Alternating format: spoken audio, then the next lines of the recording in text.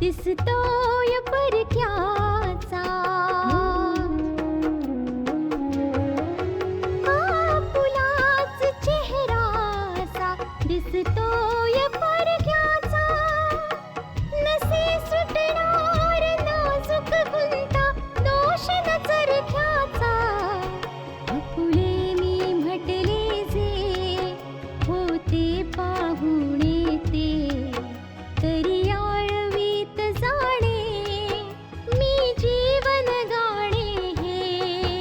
रेखा ही भाग्याची, रेखा ही भाग्याची, रेखा ही भाग्याची, रेखा ही भाग्याची.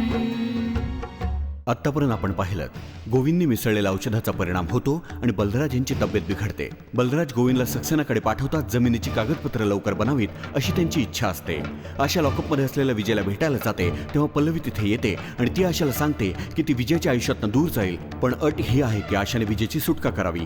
गोविंद सक्सेनाला रात्री उशिरा घरी घेऊन जाणार आहे, ज्यामुळे बलराज यांना कागदपत्र तपासायला आणि आपला विचार बदलायला वेळ मिळता कामा नये. आता पुढे कायदा मानो वा न मानो, धर्म आणि समाज मात्र हे नक्कीच मानेल की आशा ही विजयची पत्नी आहे, कारण आशाने विजयच्या सोबत 7 फेरे घेतलेले आहेत. हो हो, तुम्ही लोकांनी पल्लवीचा अधिकार हिरावून घेऊन आशाला सुख मिळवून द्यायचा प्रयत्न केलात आणि आता विजयवर हिचा कसलाही अधिकार नाही राहिला. पण तुम्ही पल्लवीच्या मार्गात काटे पसरवणं नाही थांबवलेलं अजून. मोठी मम्मी, मला पल्लवीच्या बाबतीत पूर्ण सहानुभूती आहे, पण पल्लवी स्वतःच तिच्या मार्गात काटे पसरवते. ओ, मी तर म्हणतो की तू पल्लवीला ही समज का नाही दिलीस? ती भले विजयवरती प्रेम करत असेल, पण लग्नाचं अहम स्थान असतं. अशा कोणत्याही नात्याला महत्व नसतं जे जबरदस्तीने जोडलं गेलं असतं, आणि अशा नात्यांचे परिणाम तेच होतात जे होऊन चुकले. मी फक्त इतकंच सांगायला आले की बंद करा ही सगळी कारस्थानं. मी माझ्या पल्लवीच्या डोळ्यात अश्रू नाही पाहू शकत, आणि जर माझ्या पल्लवीचं सुख तुम्ही हिरावलत ना, तर तुम्हा लोकांची अब्रू इज्जत नाही उरणार.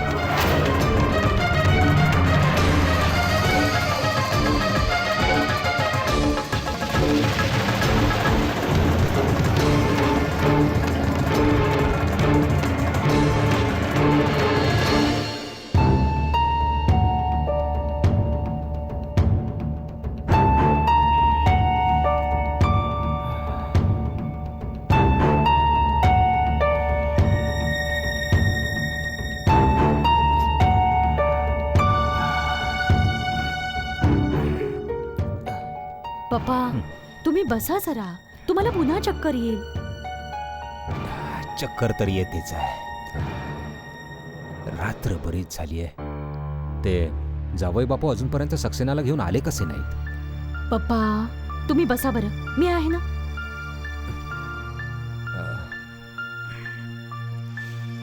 मी गोविंदला फोन केलाय, ते सक्सेनाला घेऊन येतच असतील. उद्या न्यायालयाची तारीख पडली आहे. हे ठाऊक नाही कुठे आहेत अजून. या. अरे जावई बापू, कुठे होता तुम्ही? नमस्कार. नाही, आपण बसा. माफी मागतो, काही दुसरे क्लायंट्स आले होते, त्याच्यातच बिझी राहिलो मी. काही हरकत नाही, बसा प्लीज बसा. तुमची तब्येत कशी अचानक बिघडली? समजत नाही नक्की काय झालंय ते. औषधं तर घेतली आहेत. डोळ्यांसमोर अजूनही अंधारी येते बघा. तुम्ही तुमच्या प्रकृतीची काळजी घ्या. आणि आता तुम्हाला विजयच्या बाबतीत चिंता करायची गरज नाही. उद्या तर विजय घरी परत येईल.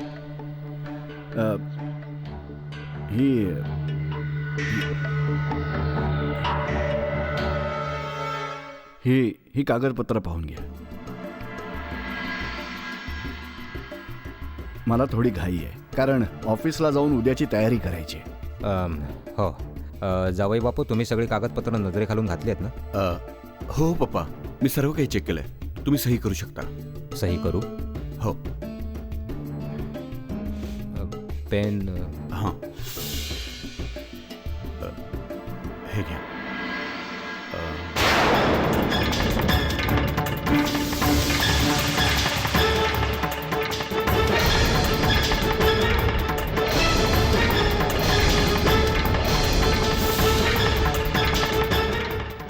इथे पण.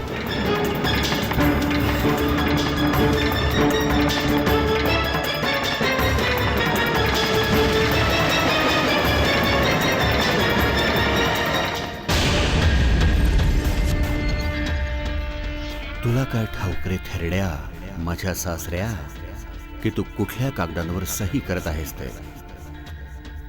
आता ही सगळी प्रॉपर्टी माझी होणार. ते ऑफिस, ते घर, हा बंगला, त्या गाड्या, सगळं काही, सगळ्याचा मालक मी होणार आहे. मी म्हणजे गोविंद कपूर.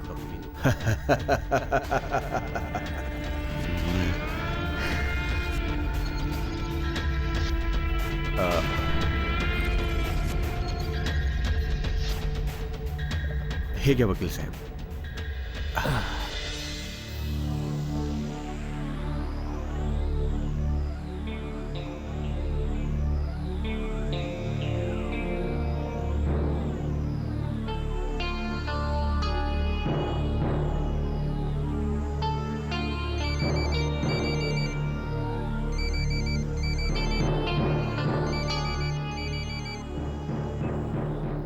हॅलो, मी आशा बोलतेय. मला का फोन केलायस तू? हे जाणून घ्यायला की आपल्या नवऱ्याला वाचवण्यासाठी आपल्या भावाचा बळी द्यायला तयार झालीस तू. काय बरळतीयस तू? माझ्या भावाला अडकवणारी तू आहेस, मी नाही. मला तर वाटतंय की हा जो खेळ गोविंद खेळतोय तो एकटा नाही खेळत आहे. मला वाटतं तू पण त्याला साथ देतेस यामध्ये. आणि दुःख तर ह्या गोष्टीचं आहे की तू तुझ्या त्या पतीसाठी एकनिष्ठता दाखवतेस जो कुणाशीच एकनिष्ठ नाही. ते जसे काही आहेत बरोबर आहे, माझे पती आहेत. आणि तू त्यांच्या बाबतीत असं बोलतीयस? अगं, विजयला वाचवण्यासाठी स्वतःलाही अडकवण्याची तयारी होती त्यांची. जर तू या भ्रमात राहून गोविंदची साथ देत असशील तर फार मोठी चूक करतेस. जर गोविंद इतका महान असता ना तर आज विजय लॉकअप मध्ये असा अडकला नसता. आज तो लॉकअप मध्ये, उद्या तो सुटलेला असेल, उद्या आमच्या बरोबर असेल तो. आणि तुझं कारस्थान उद्ध्वस्त करण्यासाठी आम्ही पूर्ण तयारी केली आहे. आणि ज्यांच्या मार्फत तू विजयला अडकवण्याचं कारस्थान रचलं होतंस ना, तेच विजयला सोडवतील. जो भक्षक आहे त्याला तुम्ही रक्षक समजताय. कोण काय आहे हे तू मला सांगायची गरज नाहीये. मी सांगत नाहीये, उलट मी हे सिद्ध करून दाखवेन. मला फक्त तुला सावध करायचं होतं. विजयला वाचवायचं नाटक तुमचं नक्कीच चाललंय, पण विजयला मीच वाचवेन रिधिमा. ही गोष्ट तू लक्षात ठेव. तू भले काही म्हणत राहा ग, पण हे तर विसरूनच जा की विजय तुझा होईल म्हणून. तू अशी सुवासिनी आहेस की पती तुझ्या समोर असेल पण तू त्याच्या नावाने वटपौर्णिमाही नाही करू शकत. तू त्याला तुझा पती म्हणूच शकणार नाहीस. विजयच माझा पती आहे आणि त्याच्यासाठी वटपौर्णिमेची पूजाही करीन आणि तू पाहशीलच. पण एक गोष्ट लक्षात ठेव, तू या वर्षी वटपौर्णिमा पूजून दाखव. कारण की ठाऊक नाही पुढच्या वेळी तुला संधी मिळेल की नाही. कारण त्या गोविंदसाठी केवळ एकच जागा आहे आणि ती आहे जेल. आणि मी त्याला जेलमध्ये पाठवणार.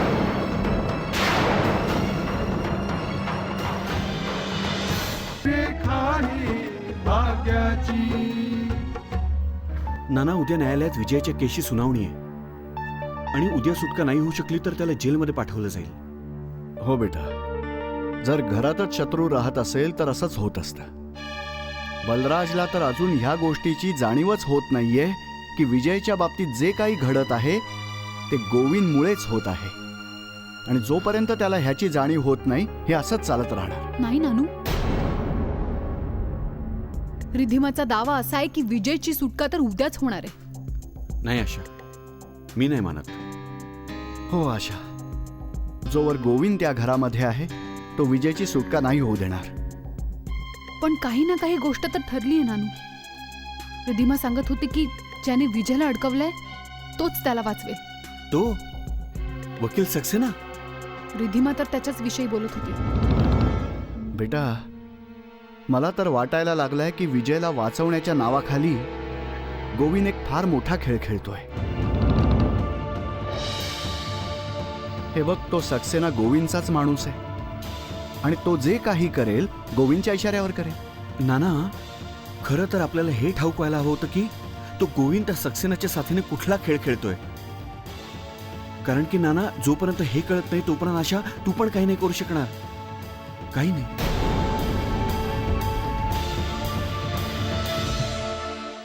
हे हे काय केलंस तू? आशा म्हणत होती की विजयला कोणीही वाचवू शकणार नाही, म्हणून मी सांगितलं की विजय उद्याच सुटणार आहे म्हणून, आणि त्याला तोच सोडवेल ज्याने त्याला अडकवलंय. आशाने जितके पैसे देऊ केले त्यापेक्षा कितीतरी जास्त आपण दिलेत. आपण आपली जमीन त्याच्या नावावर करून दिली. हीच तर गोष्ट आहे. हेच तर मी म्हणालो होतो रिद्धिमा की ही गोष्ट कोणासमोर येता कामा नये. गोपीत उघड झालं म्हणून काय झालं जावई बापू? आपल्याला तर यातलं सत्य समोर आणायचं, आणि हे सत्य समोर आणण्यासाठी आपण त्या सक्सेनाला हवी ती किंमत मोजली. तुम्हाला काय वाटतंय जावई बापू, ही गोष्ट जर उघड झाली तर सक्सेना पलटेल का? नाही मम्मा, तो नाही पलटणार. आणि त्याने जर पलटायचा प्रयत्न जरी केला तर मी त्याला पलटू नाही देणार. उद्या त्याला न्यायालयात हे सत्य सांगायचंय आणि सांगावंच लागेल. मी तर रिद्धिमाला असा विचार करून नाही म्हणत होतो की ही गोष्ट ठाऊक झाल्यानंतर आशा हे घडू न देण्याचा प्रयत्न करेल. आता ती कसंही रोखू शकेल. पप्पा, आता यापुढे कोण कुठली खेळी खेळणार आहे या गोष्टीचा अंदाज आपण कसा करू शकणार?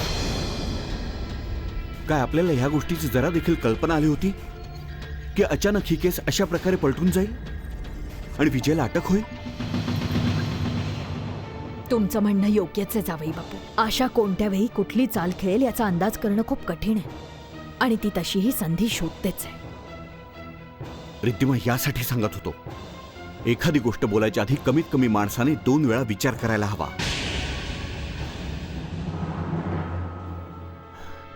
काही हरकत नाही, तुम्ही काही काळजी करू नका. ही गोष्ट मी सांभाळून घेईन. मी विचार करत होते जावई बापू की ही गोष्ट पल्लवीला सांगू की नको सांगू. ती तर विजयच्या बाबतीत तशीही खूप काळजीत आहे. नाही मम्मा, मुळीच नको. आपण आपल्याकडून पल्लवीला काहीही सांगायची गरज नाही. अहो, उद्या ती देखील तर न्यायालयात असणार आहे. तिला ही गोष्ट तिथल्या तिथे कळेलच. आणि तसं पण ही गोष्ट म्हणजे तिच्यासाठी सरप्राईज असेल ना की विजयची सुटका झाली. ठीक आहे जावई बापू, हे पण योग्य.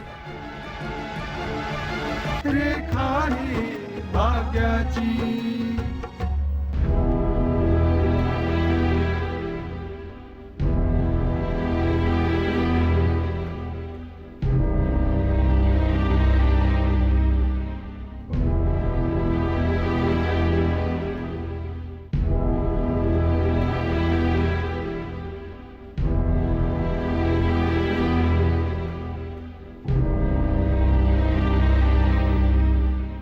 काय झालं पल्लवी?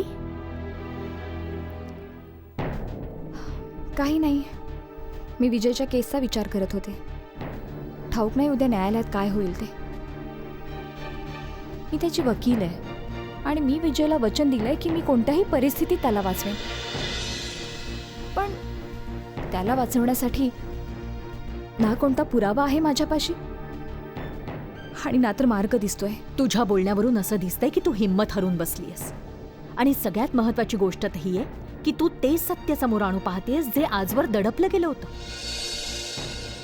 ते तुला फक्त शोधून काढायचंय बस. तू विचार केलास तर नक्कीच तू काहीतरी मार्ग काढशील बघ. मावशी, सत्य लपलेलं नाहीये. आशाने आपल्या चालीनी ते दडपून टाकलंय. आशाने कुठल्याही सत्याला दडपलेलं नाहीये.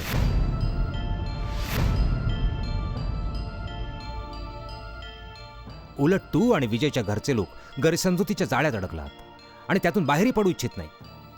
ज्या दिवशी तुमच्या हे लक्षात येईल की आशाची काही चूक नाही आहे, त्या दिवशी तुला विजयची सुटका करण्याचे मार्ग दिसू लागतील. मला ठाऊक आहे सोहन काका, तुम्ही आशाच्या कोणत्याही चुकीचा स्वीकार करत नाही. पण आशाने ज्या लोकांना चॅलेंज केलंय ती लोक तर आशाच्या बाबतीत असाच विचार करणार ना. पल्लवी, त्यांच्या डोळ्यावर जर झापड लागलं, आपला सर्वात मोठा शत्रू त्या लोकांनी घरात आणून ठेवलाय आणि आशाला स्वतःचा शत्रू समजायला लागला. आशा तर या गोष्टीमुळे काळजीत आहे की ज्या दिवशी त्यांच्या डोळ्यावरचं झापड उतरेल तोपर्यंत उशीर झालेला असेल. तुम्हाला ठाऊक आहे, ज्याने विजयला अटक करवली, विजयच्या पप्पांनी स्वतः त्याला आशाबरोबर पाहिलं जेव्हा ती त्याच्याशी बोलायला गेली होती. आशा पण त्या वकिलाकडे हेच विचारायला गेली होती की विजयला कसं वाचवता येईल. किती विचित्र गोष्ट आहे ना सोहन काका.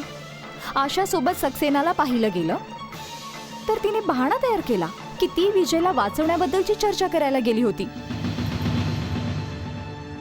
या गोष्टीवर तुम्ही विश्वास ठेवू शकता, पण सॉरी टू से आम्ही लोक नाही ठेवू शकत. हा खेळ पण त्या गोविंदनेच खेळलेला आहे. पल्लवी, तुला तरी कमीत कमी समजायला हवं. एक वकील या नात्याने तुला तरी यातलं सत्य कळायला हवं की हा खेळ खेळणारा खरा खेळाडू कोण आहे. दुर्दैव की तुलाही कळत नाही.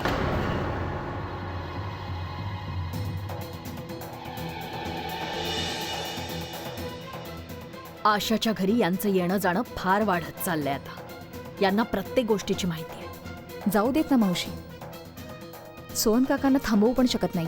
असो, तू कुणाच्या बोलण्याच्या जाळ्यात फसू नकोस. सगळे लोक वारंवार गोविंदचं नाव घेतात, पण तो विजयला वाचवण्यासाठी स्वतःच गुन्हा स्वीकारायला तयार आहे.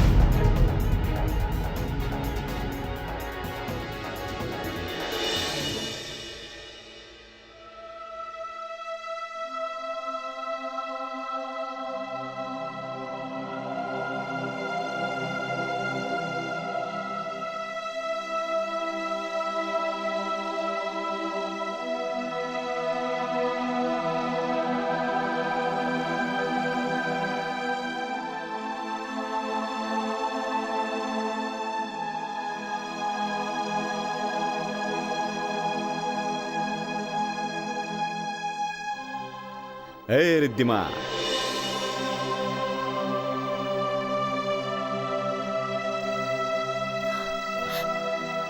काय झालं ग? तुझ्या डोळ्यात पाणी?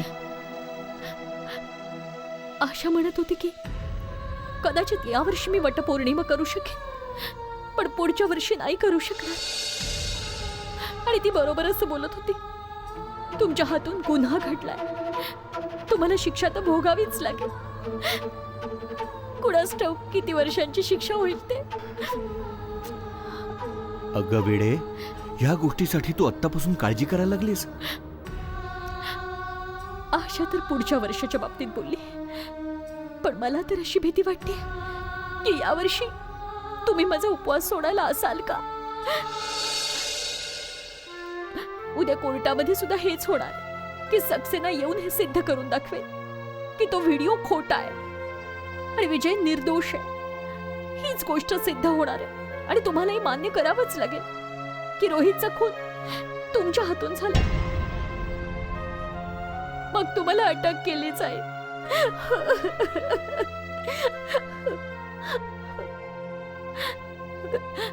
मी सुद्धा किती कम नशिबी आहे. उद्या माझा भाऊ जेलमधून सुटेल आणि तुम्हाला जेलमध्ये जावं लागेल.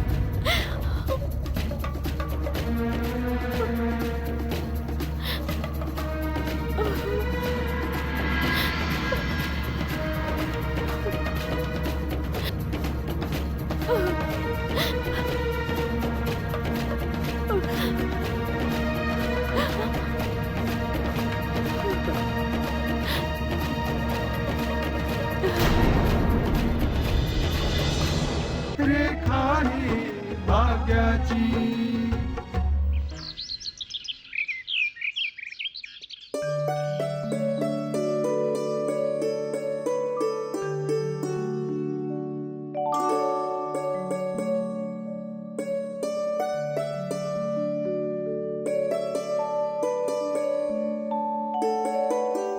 आशा बेटा, सोहनलाल, आयुष्यमान भाऊ. आशा कुठे? बेटा ती कोर्टात जाण्यासाठी तयार होती. मला हे कळत नाहीये की आशा अशा चुका का करते की ज्यांच्यामुळे तिच्या सचोटीवर कोणी विश्वास ठेवायला तयार नाही. सगळे तिची चूक म्हणतायत. कदाचित हेच माझं नशीब आहे. नशिबाला जबाबदार नको ठरूस बेटा. बेटा, आपल्या जबाबदाऱ्यांपासून पळ काढणारे लोकच नशिबाचा आधार घेतात. ते स्वतःला असं सांगून समाधान करून घेतात की माझ्या बाबतीत जे काही झालं ते तर माझ्या नशिबात लिहिलेलं होतं. पण बेटा, आपलं कर्म आणि जबाबदारी सोबत घेऊन जगणाऱ्या लोकांच्या मुखातून असे बोल शोभत नाहीत. बेटा, आशाने दुसरं काय उत्तर द्यायला हवं होतं? जेव्हा सगळी उत्तरं संपलेली असतात ना, तेव्हा तिथे एकच उत्तर शिल्लक राहतं. काळजी तर या गोष्टीची होते बाबा की आशा ही गोष्ट चांगल्या प्रकारे जाणू नये की हा सगळा खेळ तो गोविंद खेळतो आणि तो सर्वांच्या समोर राहून या खेळाला पुढे नेतोय. पण तरी आशा काही करू शकत नाहीये. बेटा, पल्लवी तुझ्याच घरात राहते आणि तुला हे सत्यही ठाऊक आहे. मग तू पल्लवीला याचा भरोसा देऊ शकलास आणि तू समजावून देऊ शकलास का त्या पल्लवीला की सत्य काय? हीच गोष्ट आहे बेटा.